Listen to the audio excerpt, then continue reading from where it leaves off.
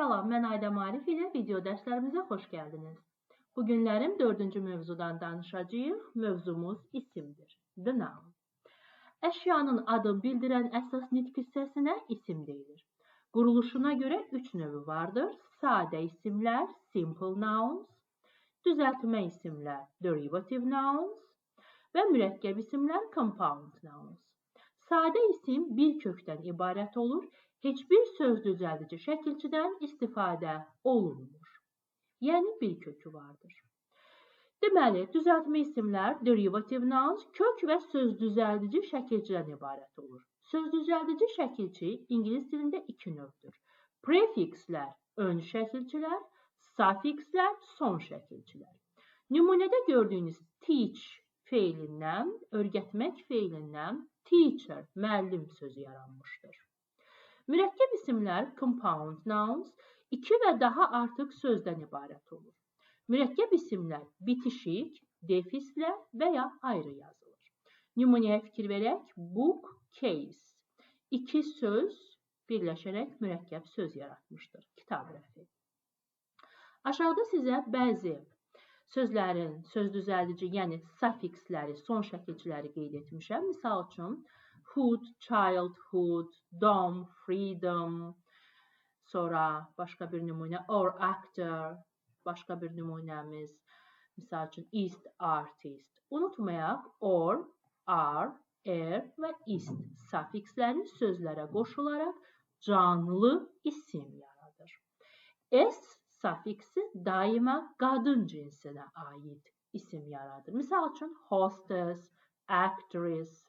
Bu kimi sözlərimizdə qadın cinsinə aid isimlər yaradır. Sonra sizə ümumi bir məlumat verim. Common nouns, ümumi isimlər, proper nouns, xüsusi isimlər. Ümumi isimlər ümumi məfhumu bildirir. Misal üçün, qız. Xüsusi isimlər, xüsusi adlarla təyin olunanlar. Misal üçün, Leyla. Keçdik bir digər mövzumuza, isim barədə countable, sayılan, and uncountable, sayılmayan isimlər. Sayılan və sayılmayan isimlərin başlıca fərqləri bundan ibarətdir ki, sayılan isimlər an article ilə işlənə bilir. A book, an apple. Lakin sayılmayan isimlər heç bir halda article ilə işlənə bilməz. A bread deyə bilmərik. Sayılan isimlər cəmlənə bilir. Books, apples. Lakin sayılmayan isimləri heç bir halda cəmləyə bilmərik. Breads deyə bilmərik. Sayılan isimlərin qarşısında miqdar sayı işlənə bilər. 7 books, 5 apples. Sayılmayan isimlərlə heç bir halda miqdar sayı işlənə bilməz. 7 breads deyə bilmərik. Cümlənin xəbəri sayılan isimlərdə mübtədaya uyğun şəkildə yazılır. Əgər mübtəda cəmdədirsə cəm yazılır, mübtəda təkdədirsə tək yazılır. Lakin cümlənin xəbəri həmişə sayılmayan isimlərdə tək olmalıdır. Çünki sayılmayan isimlər cəmlənə bilməz, yəni cəm mübtəda ola bilməz. Sayılan isimlərdə cümləyə sual verərkən sayı soruşuruqsa, miqdarını sayı soruşuruqsa, how many sualını veririk. Lakin sayılmayan isimlərdə how much sualı ilə miqdarını soruşa bilirik. Sayılmayan isimləri 12 kateqoriyaya burada bölmüşəm. Birinci, mücərrəd mənalı isimlər, maye halında olan isimlər, yeyinti məhsullarının bəziləri, elm fən adları, dillər, maddə material adları, metal adları, qaz halında olanlar, təbiət hadisələri, idman oyun adları, xəstəliklər, ümumi məna daşıyan isimlər və noxud zərrəsindən kiçik olan zərrəcikli isimlər, noxud dənəsindən kiçik olanlar. Burada siz mənə WhatsApp-la əlaqə saxlayın. Bu PDF-i sizə ödənişsiz formada göndərəcəm. Burada gördüyünüz sayılmayan isimləri qeyd etmişəm. Unutmayın, burada qırmızı ilə qeyd etdiklərim sözlər vardır ki, sözün sonu elm fən adıdır. S ilə bitmişdir. Bu demək deyil ki, bəzən uşaqlar testlərdən bunu çaşdırır. Bu sözün köküdür S. Gördüyünüz kimi, yəni digərlərinə necə ki, baxın, Y hərfi sözün köküdür. Burada da sözün kökündədir S. O cəm deyil. Sonra digər, baxın, görürsünüz, burada qeyd etmişəm hər birini. İdman oyun adlarında da bu hallara rast gəlirik. Gördüyünüz kimi, billiard sözünün kökündədir S. Yəni, o cəm şəkilçisi deyil. Eləcə də dominos, gimnastiks, tenis, draft sözlərimiz də bu tip qruplara daxildir. Yəni, bu S cəm şəkilçisi deyildir. Diqqətli olun. Qeyd etdiyim kimi, bu sözləri əldə etmək üçün siz mənə WhatsApp-la əlaqə saxlayın. Bunları sizə göndərəcəm. Ümumi məna daşıyan isimlər dedikdə nəyi nəzərdə tuturuq? Ümumi məna fruit, furniture, money.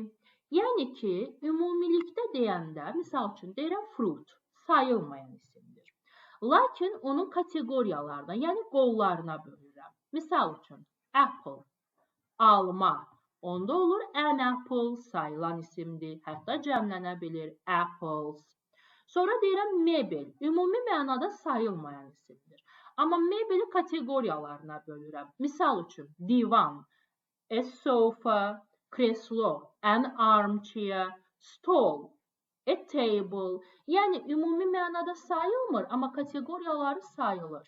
Money, pul, ümumi mənada sayılmır, amma kateqoriyalarına bölürəm. Misal üçün, manat, 5 manat, hətta cəmləyə bilirəm, qarşısına miqdar sayı da qoya bilirəm. Yəni, ümumi məna bu nəzərdə tutulmuşdur. Noxuddan kiçik bütün zərrəcikli isimlər sayılmayan isimlərdir. Misal üçün, sadə nümunələrdən salt, sugar və unutmayın. Bəzi istisnalarımız var ki, sayılmayan kimi görülsə də bunlar sayılan isimdir və hətta cəmlənirlər. Bunlar istisnalardır. Idea, impression, voice, dream, wish, hope, hour, joke, problem, storm, cloud.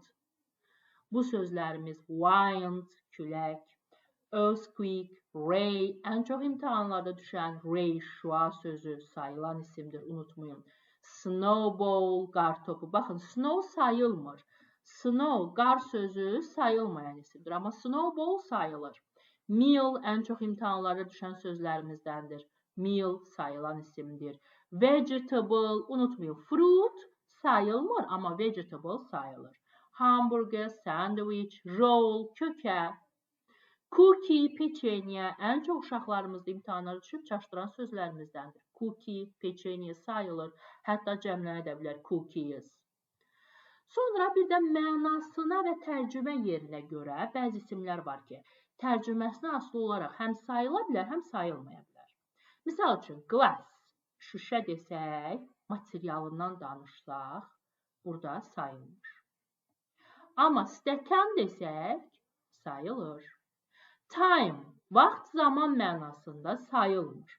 Amma dəfə, mən sənə bugün 2 dəfə zəng eləmişəm. Sayıldı. Light, işıq mənasında sayılmır. Amma lampa mənasında sayılır. Misal üçün, deyirsən ki, otaqda işıq yoxdur, bunda sayılmır. Amma marketdən gələndə lampa al, lampa sayılır. Iron, dəmir, materialdır, sayılmır. Amma ütü mənasında, elektronik əşya mənasında sayılır. Hair sözündə çox ehtiyatlı olun. İmtahanlarda çox tez-tez rast gəlir bu sözə. Saç mənasında sayılmır. Misal üçün, qızın gözəl saçları var, sarı saç qız. Bu kimi sözlərdə sayılmır. Amma tük mənasında ki, misal üçün, çiynində tük var idi və ya yeməkdən tük çıxdı. Bu kimi sözlərdə 1 və ya 2 dənə tük nəzərdə tutulmuşdursa, sayılan isimdir. Bir digərində paper, kağız. Əgər kağız material olaraq nəzərdə tutulmuşdursa, sayılmır. Amma newspaper sözünün qısaldılmışıdırsa, qəzet mənasındadırsa, bu sayılan isimdir. Work sözü imtahanlarda çox tez-tez rast gəlinən sözlərimizdəndir. İş mənasında sayılmır, amma əsər, hansısa bir yaradıcının əsərindən danışırıqsa, bu sayılan isimdir. Misal üçün, Nizami's work, Nizaminin əsərləri. Works da deyə bilərik, cəmləyə də bilərik. Bəzi sinonim sözlər var ki, onların biri sayılır, biri sayılmır. Misal üçün, iş deyəndə biz work da deyə bilərik, job da deyə bilərik. Amma unutma, work sayılmır, job sayılır. Musiqi deyəndə music da deyə bilərik, song da deyə bilərik. Amma music sayılmır, song sayılır. Səyahət deyəndə travel da deyə bilərəm, travel sayılmır. Amma trip, journey, voyage sayılır. Mənzərə deyəndə scenery deyə bilərəm, scenery sayılmır. Amma view sayılır. Sayılan və sayılmayan isimlər haqqında bu qədər. Keçirik növbəti isimə aid olan mövzumuz isimlərin cəmi haqqındadır. Deməli, singular nouns tək isimlər, plural nouns cəm isimlər. İngilis dilində bir neçə yolla isimlər cəmlənir. Dilimizdə qarşılığı lar-lər deməkdir, yəni lar-lər şəkilçisinə bərabərdir. Diqqət etmək lazımdır ki, isim cəmlənərkən qarşısında en artiklı düşməlidir. Çünki en artiklın tərcüməsi bir deməkdir. Yəni, e-books desək, bir kitablar demiş olarıq. Yəni, doğru bir tərcümə deyildir. Keçək indi cəm formasının izahatına. Sözün sonuna birinci qaydada sadəcə s əlavə edirik. E-book, e-artikl getdi, books, kitab, kitablar. Sözün sonu s, 2 dənə s, double s, sh, gh, tgh, x və o hərfləri ilə bitən isimlər is şəkilçisi qəbul edir. Baxın, görürsünüz, bas sözü. S ilə bitdi, deməli mən buna is əlavə etməliyəm. Lakin bəzi istisna sözlərimiz var ki, bu sözlər sonu o ilə bitsə də, bunlar sadəcə bir dənə s qəbul edir. İstisna sözlərimiz buradadır. Qeyd etdiyim kimi, PDF-i əldə etmək üçün mənə WhatsApp yazın. PDF ödənişsizdir, mən bunu sizə göndərəcəm. Sonra, bəzi sözlərimiz vardır ki, onlar cəmlənərkən nə s qəbul edir, nə is qəbul edir. Yəni, cəmlənərkən kökündən dəyişərək cəmlənir. Misal üçün, man, men, woman, women, tooth, teeth, goose, geese, foot, feet, mouse, mice, louse, lice, child, children, ox, oxen. Gördüyünüz kimi, hər hansısa bir şəkilçidən söhbət getmədi. Söz kökündəki hərf ilə dəyişdi. Buna kökdən dəyişərək cəmlənənlər deyilir. Və dördüncü qaydamız tək və cəmi eyni olan isimlər. Görürsünüz, sheep, sheep, qoyun, qoyunlar. Nə kökdən dəyişdi, nə şəkilçi qəbul etdi. Lakin, bəs mən bunu necə fərqləndirim?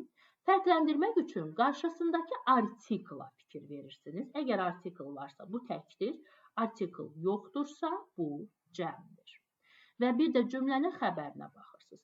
Əgər cümlənin xəbəri is və ya wasdırsa, bu təkdir. Cümlənin xəbəri a və ya wordırsa, bu deməkdir ki, cəmdədir. Misal üçün, baxın, sadə bir nümunə. Eddie is here. Cümlənin xəbəri isdir. Qarşıda da e-artikl var. Demək ki, burada bir maraldan söhbət getmişdir. Tək isimdir. Sözün sonu y hərfi ilə bitən isimlər iki yolla cəmlənir. Y-dan əvvəl samit hərf gələrsə, düşür, yerinə i yazılır, sonra s əlavə olunur. Misal üçün, sadə nümunə, baby, gördüyünüz kimi yerinə i yazıldı, sonra s əlavə olundu. Y-dan əvvəl sait gələrsə, heç bir dəyişiklik yoxdur, sadəcə s əlavə edilir. Sözün sonu f və ya f hərfləri ilə bitərsə, cəmlənəndə bu hərflər düşür, yerinə v yazılır, sonra s əlavə olunur. Misal üçün, baxın nümunəyə. A wife, wives, wolf, wolves. Bəzi istisna sözlərimiz vardır ki, onlarda hərf düşməsi baş vermir, sadəcə s hərfi əldə edirik, əlavə edirik. Bunlar istisna sözlərimizdir, qeyd edirəm.